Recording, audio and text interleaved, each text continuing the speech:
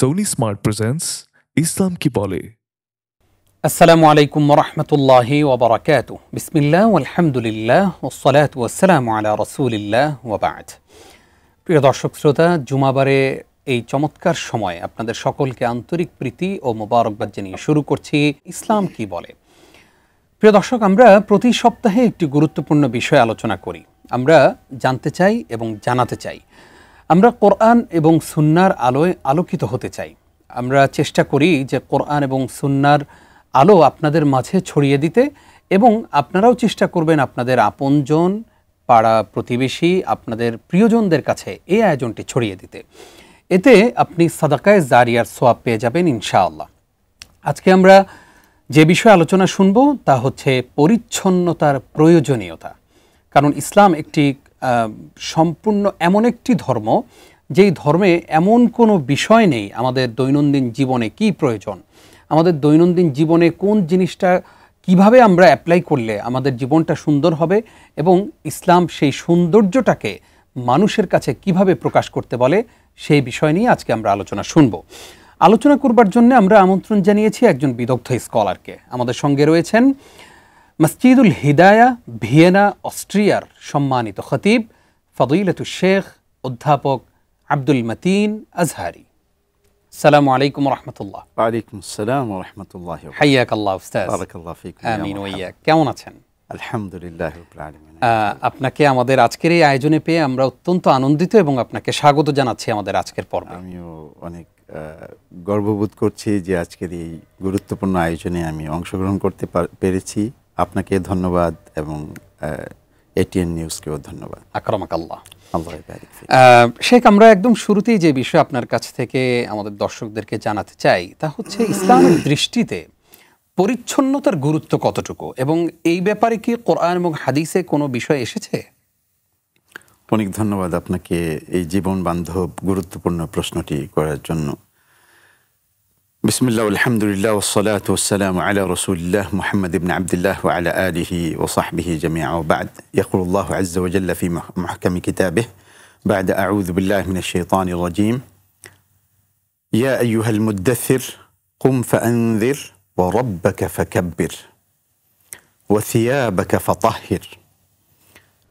সূরা আল মুজাম্মিল নবীজি সাল্লাল্লাহু আলাইহি সাল্লামকে একটি সংকেত দিয়ে আল্লাহ তাআলা সম্বোধন করেছেন,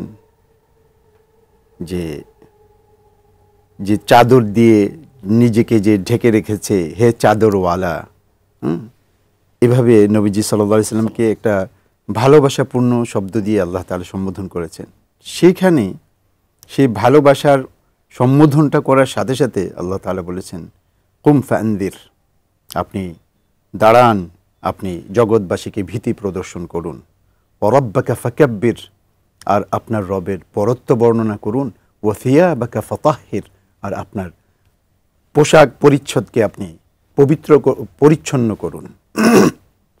নবীজির পোশাক অবশ্যই পবিত্র, সেটাকে পরিচ্ছন্ন করার জন্য, পরিষ্কার পরিচ্ছন্ন করার জন্য আল্লাহ তাআলা এখানে আদেশ দিয়েছেন সূরা মুদ্দাসসির আল মুদ্দাসসিরের শুরুতেই। জি জি। এখানে আপনার ইসলামে পবিত্রতা, পরিচ্ছন্নতা আর হচ্ছে সৌন্দর্যায়ন, এইগুলো সমার্থবোধক শব্দ, একটার সাথে আরেকটা জড়িত।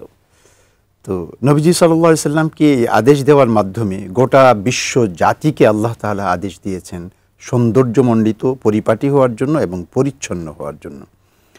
আদেশ করেছেন, ইয়া বানি আদম খুযু যিনাতাকুম ইনদা কুল্লি মসজিদ, ওহে আদম সন্তানগণ, তোমরা যখনই মসজিদে প্রবেশ করো নামাজ আদায় করার জন্য, সালাত কায়েম করার জন্য, তোমরা নিজেদের সৌন্দর্য ধারণ করো। আর পরিচ্ছন্নতা বিনে সৌন্দর্য কখনোই লাভ হয় না। তো পরিচ্ছন্নতাটা এটা ইসলামের সভ্যতা এবং ইসলামের রুচিবোধ, ইসলামের মৌলিকতা, ইসলামের আদর্শের সাথে এটা জড়িত। এই পরিচ্ছন্নতা বিনে আপনার আল্লাহ তাআলার কাছে যে সকল ইবাদত আমরা উপহার দিয়ে থাকি সেগুলো বিশুদ্ধ হয় না। পরিচ্ছন্নতা বিনে আল্লাহ তাআলার কাছে ইবাদতটা কবুল হওয়ার উপযুক্ত হয় না। নবীজি সাল্লাল্লাহু আলাইহি সাল্লাম বলেছেন যে ইন্নাল ইসলাম নাযীফুন ফাতানাযযাফু ফাইন্নাহু লা ইয়াদখুলুল জান্নাতা ইল্লা নাযীফ। ইসলামটাই পরিচ্ছন্ন, অতএব তোমরা পরিচ্ছন্নতা অর্জন করো, নিজেকে পরিচ্ছন্ন রাখো, আর জেনে রেখো যে জান্নাতে পরিচ্ছন্নরা ছাড়া কেউই প্রবেশ করতে পারবে না। সুবহানাল্লাহ, সুবহানাল্লাহ। সেই জন্য পরিচ্ছন্নতা, ব্যক্তিগত পরিচ্ছন্নতা, পারিবারিক পরিচ্ছন্নতা, সামাজিক পরিচ্ছন্নতা, রাষ্ট্রীয় পরিচ্ছন্নতার ডাক দিয়েছে ইসলাম। জি, নবীজি সাল্লাল্লাহু আলাইহি ওয়াসাল্লাম 5টি সুনানুল ফিতরা ঘোষণা করেছেন, যে স্বভাবগত 5টি সুন্নত। এর মধ্যে বলেছেন যে নখ কেটে ফেলতে হবে। এর মধ্যে বলেছেন যে মানুষের যে আপনার বগলের লোম পরিষ্কার করতে হবে, নাভির নিচের পশম পরিষ্কার করতে হবে। তারপরে মানুষকে এই রুচিবোধ মানুষের সামনে নিজেকে উপস্থাপন করার জন্য নিজেকে যতটুকু পরিচ্ছন্ন পরিপাটি করতে হয় সেটা করেই সবসময় চলতে হবে। এই জন্য নবীজি সাল্লাল্লাহু আলাইহি ওয়াসাল্লাম, বিশেষ করে আমরা যেহেতু একসাথে সমবেত হই জুমার দিবসে, এই জন্য জুমার দিনের কথা বলতে গিয়ে নবীজি বলেছেন যে তোমাদের মধ্যে ইদা ওয়াজাদা আহাদুকুম সাআতান ফালইয়াজআল সাওবাইনি লিয়াউমিল জুমআহ গায়রা সাওবাই মিহনাতিহি। তোমাদের যাদের সামর্থ্য আছে তারা যেন জুমা দিবসের জন্য 2টি জামা আলাদা করে বিশেষভাবে জুমা দিবসের জন্য রেখে দেয়। যেই 2টা জামা হবে তার ওই কাজের জামার থেকে ভিন্ন। কাজে যাওয়ার যে তার যে রয়েছে, প্রফেশন রয়েছে, সেখানে যে জামা পরে সে কাজ করে সেই জামা থেকে ভিন্ন হবে। তো এখানে পরিচ্ছন্নতা এবং পরিপাটি থাকা এবং সৌন্দর্য বর্ধন, সৌন্দর্য মণ্ডিত করা, এটা ইসলামের একেবারেই গভীর, ইসলামের ডিপের সাথে এটা সম্পৃক্ত, ইসলামের শিকড়ের সাথে সম্পৃক্ত। আমরা অনেক গুরুত্বপূর্ণ আলোচনা জানতে পারলাম আপনার মাধ্যমে।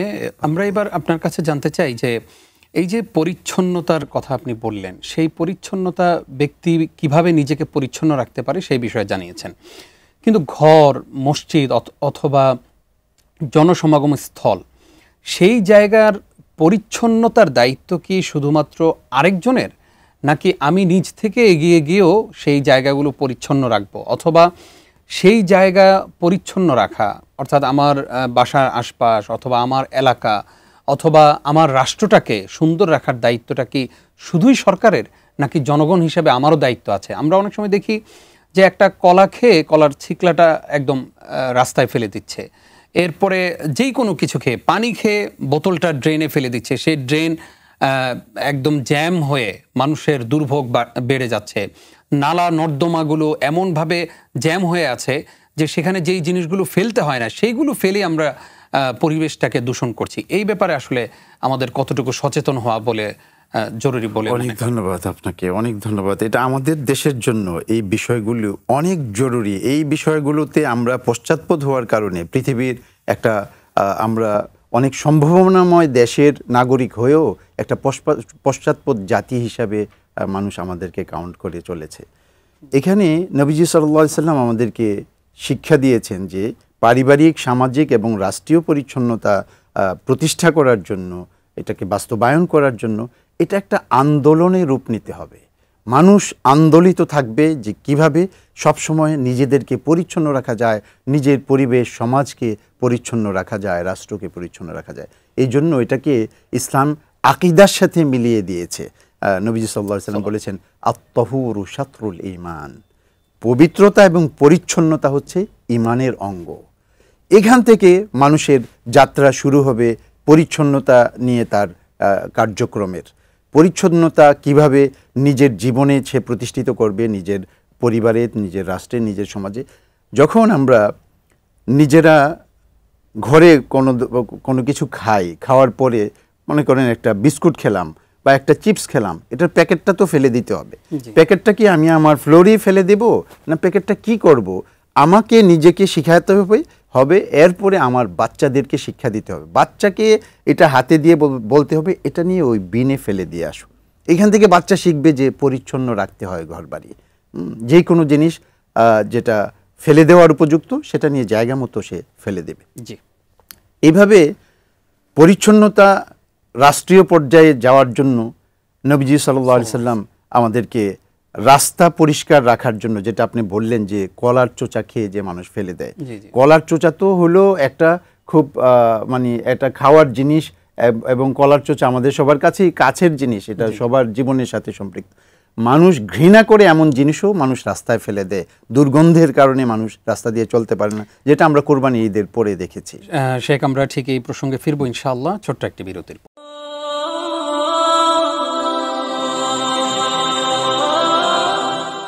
সোনি স্মার্ট প্রেজেন্টস ইসলাম কি বলে।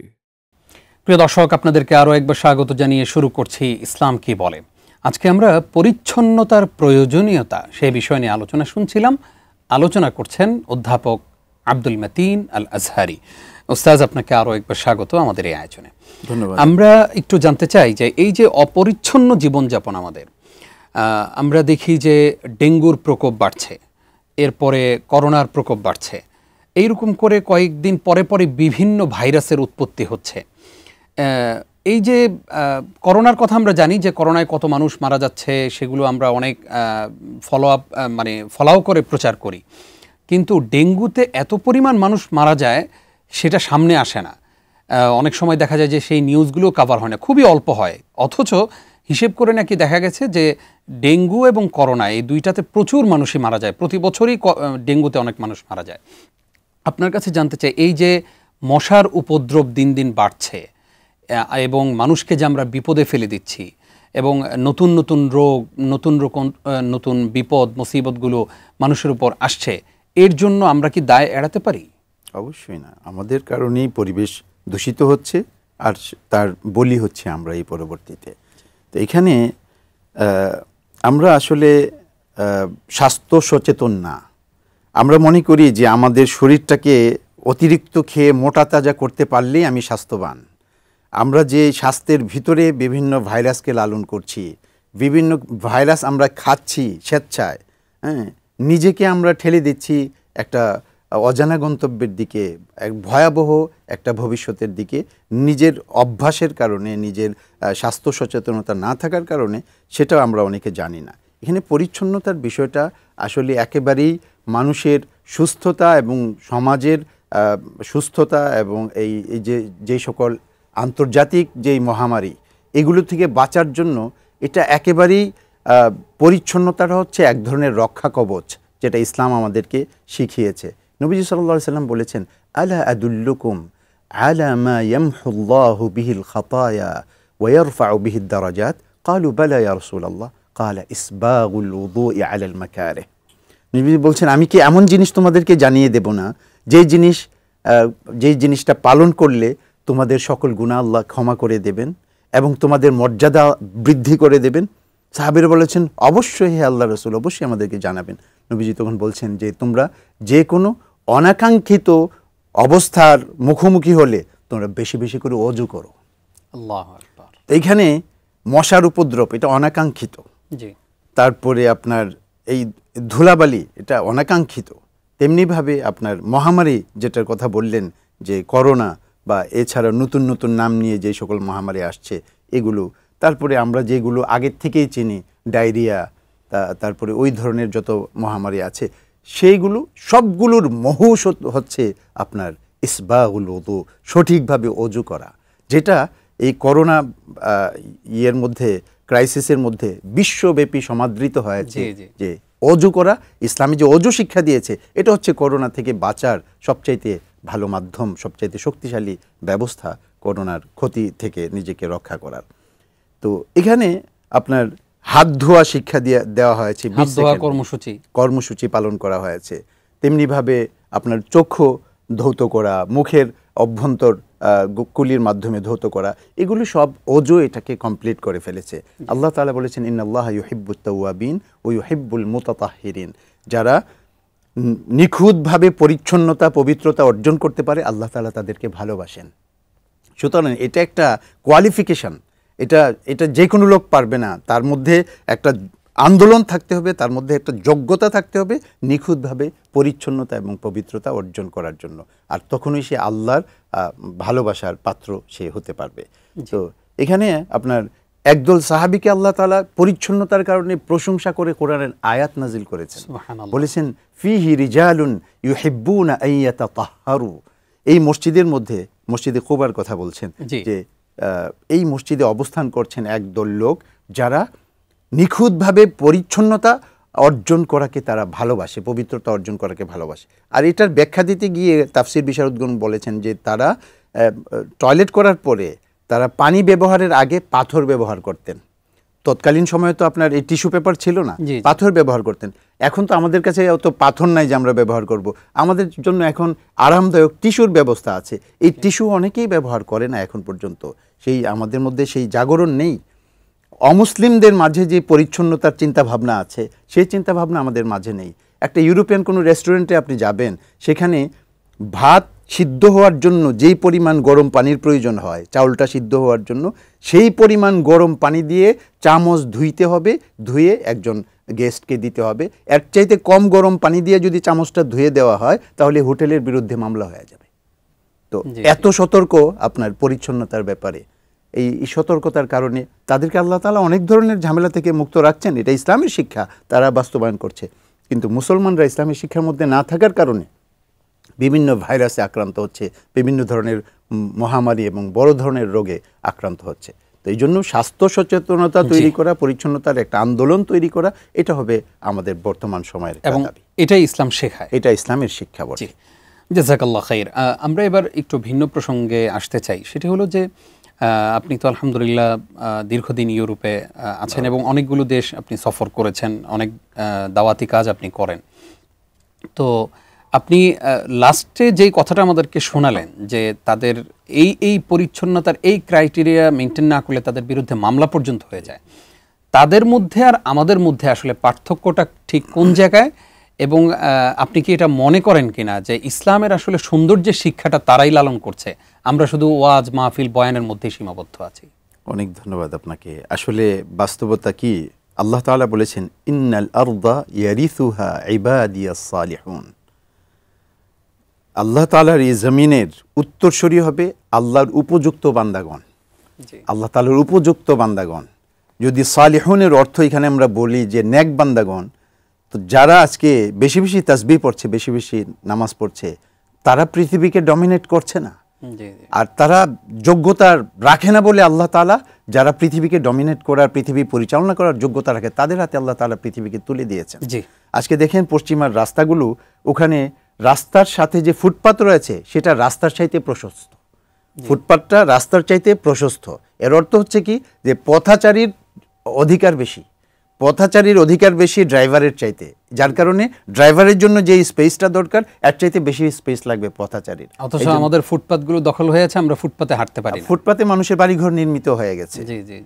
এটা একটা জাহিলিয়তের জিন্দেগি আমরা পালন করতেছি। যদিও নিজেদেরকে আমরা একটা দ্বিতীয় বৃহত্তম মুসলিম দেশ বলে আমরা দাবি করি, আমরা একটা জাহিলি যুগে আমরা আছি। এরপরে আপনার এই সাইকেলের জন্য আলাদা স্পেস আছে, সেখানে সাইকেলের ছবি দেওয়া আছে যে এখানে সাইকেল চালকরা এই রাস্তা দিয়ে তারা সাইকেল চালাবে, পথচারীরা এই রাস্তা দিয়ে। অর্থাৎ ইসলামের শিক্ষাগুলো তারাই লালন করছে। তেমনিভাবে আপনার পরিচ্ছন্নতার ক্ষেত্রে প্রত্যেক বিল্ডিংয়ের নিচে একটা সারা বিল্ডিংয়ে যত অ্যাপার্টমেন্ট রয়েছে সবগুলোর ময়লা সেখানে এসে স্তূপ করার জন্য মানে ফ্লোরে রেখে দিবে না, সেখানে আপনার গার্বেজ রয়েছে যেখানে এনে ময়লাগুলি সুন্দরভাবে ফেলতে পারবে, সেই ব্যবস্থা রয়েছে। সেই ব্যবস্থা করার জন্য আপনার সিটি কর্পোরেশন সেখানে কাজ করছে। জাযাকাল্লাহ খাইর। আমরা অনেকগুলো বিষয় জানতে পেরেছি, সময় বলছে আমাদেরকে বিদায় নিতে হবে। আপনি কষ্ট করে সময় দেওয়ার জন্য আপনাকে ধন্যবাদ জানাচ্ছি। প্রিয় দর্শক, এতক্ষণ আমাদের সঙ্গে থাকার জন্য ধন্যবাদ। আগামী পর্ব দেখবেন সেই প্রত্যাশায় বিদায় নিচ্ছি। আসসালামু আলাইকুম ওয়া রাহমাতুল্লাহি ওয়া বারাকাতুহু।